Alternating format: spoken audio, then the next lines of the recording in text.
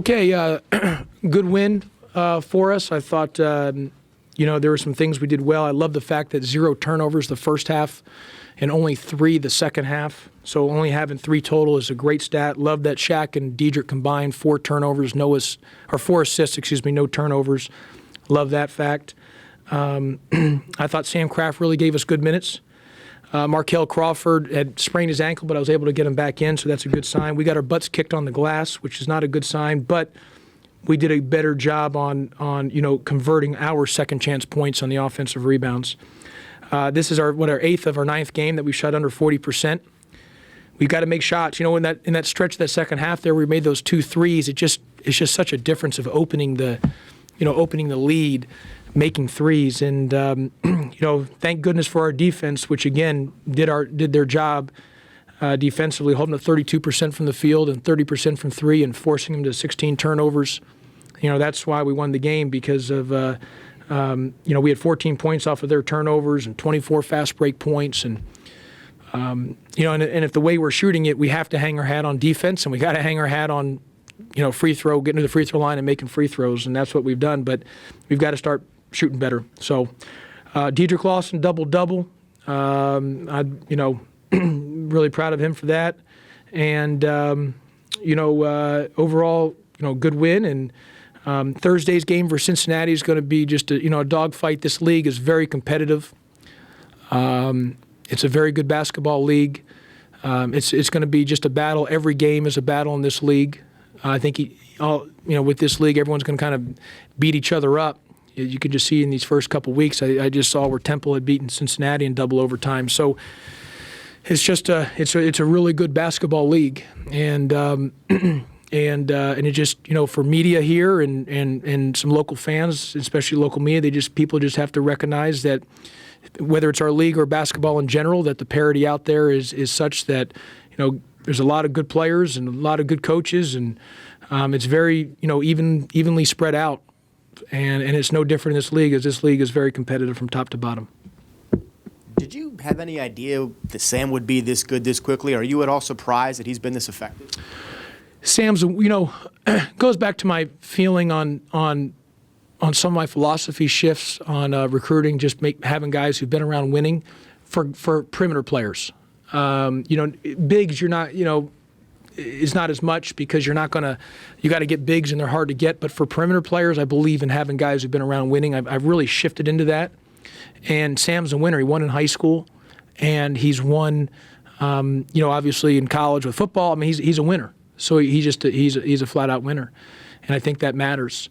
And I know Jeremiah didn't play today and only played 1 minute versus Temple, but I believe in Jeremiah too. I think he's a winner. It's just one of those things where we get into conference play and just the rotation gets shortened, and some guys are playing really well that it's just the rotation's just tighter and shortened, so it's hard to get other guys in, and it's a possession games and it's a possession league, and so this is not against Jeremiah, because I do believe in him, and I think he's got a chance to be really good. It's just the facts of where the facts are. And it's the same thing with guys like Craig Randall, same exact thing. And where Nick Marshall has continued to get better, and he's taken advantage of some minutes, and Jeremiah has gotten better. Craig Randall has gotten better, but it's just hard to get those guys in right now because of, one, Sam's playing well, and other guys on the perimeter are playing well. So it doesn't surprise you that he was playing football only a few weeks ago. Got to give him credit. He's done a nice job, and he'll be on my coach's show tomorrow night as my guest. So if you want to tune into that, he'll be on the coach's show. You got to change his picture though on this radio thing. It's a football picture. Well, that's Bill. Where's Bill at? Because I got to get on Bill. That would not have happened Lamar. So I got to tell Bill. Josh, you said prior to the UConn game a couple of weeks ago that with this conference being the way that it was, while the parity's there, you have to take advantage of not only home games but games against the bottom half of the league in order to help yourself out. This was one of those teams. This was just one of those games you had to get because of circumstance. We got to protect home court. We've done a good job of that so far in conference. We've protected home court, but every game is going to be just a dogfight. And this is a dangerous game. This was a dangerous game because look, they lost to Cincinnati by 3. You see, they're not only big, they're long, and they play that zone. It's not like you can just get it right in the middle there all the time. You're going to have to make some shots, and we were the way we shot, the reason we won is through our defense and forcing the turnovers that we forced them into. But you got to just try to win as many as you can, and you got to protect home court and steal some on the road to the best of your ability. And look, I've said this before. I just think this team has gotten better. Guys have improved. It's a very fun team to watch. We're not perfect. We're going to make mistakes. We might even drop games along the way, but I think this team really represents Memphis as its values of the blue-collar, hard-working, never give up, fighting mentality. And if you just focus on that, on just this group. And I really felt our crowd the last 2 games gave us a good lift. And we're going to need that continued as we move forward next Sunday against East Carolina. We're going to need that. That's going to be important. So, Bill, you have the wrong picture in there for Sam. You got a football picture. I'm working on it. Okay. Bill will get it corrected by next game. In general, just how much did the team need this week just for confidence builder coming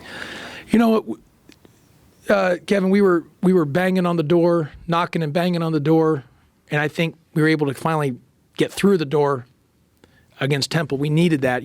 We were down 11, and we found a way to get through the door, which we needed. Just that confidence booster. We needed to get through it. But we got to keep it going.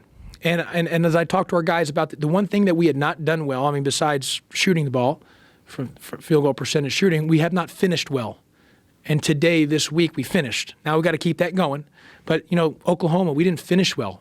Texas Arlington, we didn't finish well. UConn, we didn't finish well. South Carolina, we didn't finish well. So, and I don't even put South Carolina because we should have won the game. It wasn't.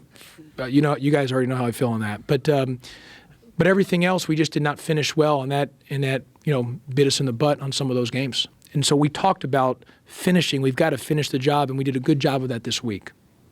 Josh, it's hard to do better than 3 turnovers. What do you attribute the ball control today to? You know what? I did it. You got to give a lot of credit to Sam because he started the point guard spot. But I think you guys got to really take a look at also. Ricky played 34 minutes, 3 assists, no turnovers. I think he's had a total of 25 turnovers in the entire year, and he's played a lot of minutes too.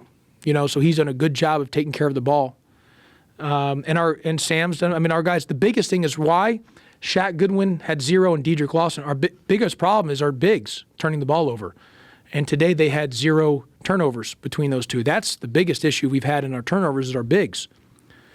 I thought Nick Marshall came in and gave us good minutes as well too. So we got to take care of the ball. And I'm telling you, Thursday, that's key one is taking care of the ball. We got to really take care of the ball against Cincinnati.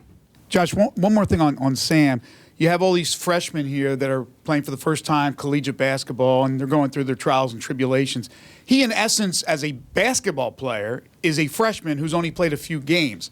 Do you think things seem to be going, again, they seem to be smooth from my eyes, because of the fact that he's been at the university, no has question. been a football player, and is older numerically a couple of years? Well, Sam's older.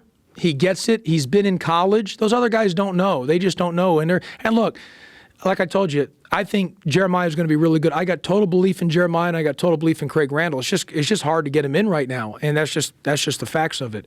And so I'm sure they're upset that they want to play, but there's just not enough time right now, and so they've got to fight through it mentally. Where Sam has gone through some of that stuff and he understands, so his maturation, his maturity level is different than those guys or any of our freshmen. He's been through it, and that's why I love the 5th-year transfers and/or transfers from another Division I program because they've been through it, they understand it, they get it. Junior college, high school guys, which is fine. We're going to recruit those, but they don't know what college basketball is or the demands and or just everything that goes with it. It takes time to get going. And it's even like Burrell. We're finally a little bit turning the corner, but it's taken a year and a half, and the time you fully get it, it's almost completed. So that's all that's why having those guys who've been through it makes a big difference. Josh, from a little out of left field, just what's the latest on Kedron? Because, again, you said he was going to try to make it through that injury. He's fine. I just haven't put him in. There's just no time there. It's not an injury thing? Nope, no injury. He could play if we put him in. It's just a situation of he was sick had the flu for the UConn game, and we held him back just because we didn't want him sick. But other than that, I just haven't put him in just because other guys are playing well. And but he, to his credit, he's kept a great attitude. He's been positive. Has created. I know it's not easy for him, for a guy who's in his position, been highly touted, coming out of high school, had 2 good years of all SEC, had a great last 11, 12 games with us last year, and not really playing this year. I know that's not easy for him, but I'm proud of him that he's handled himself like a professional.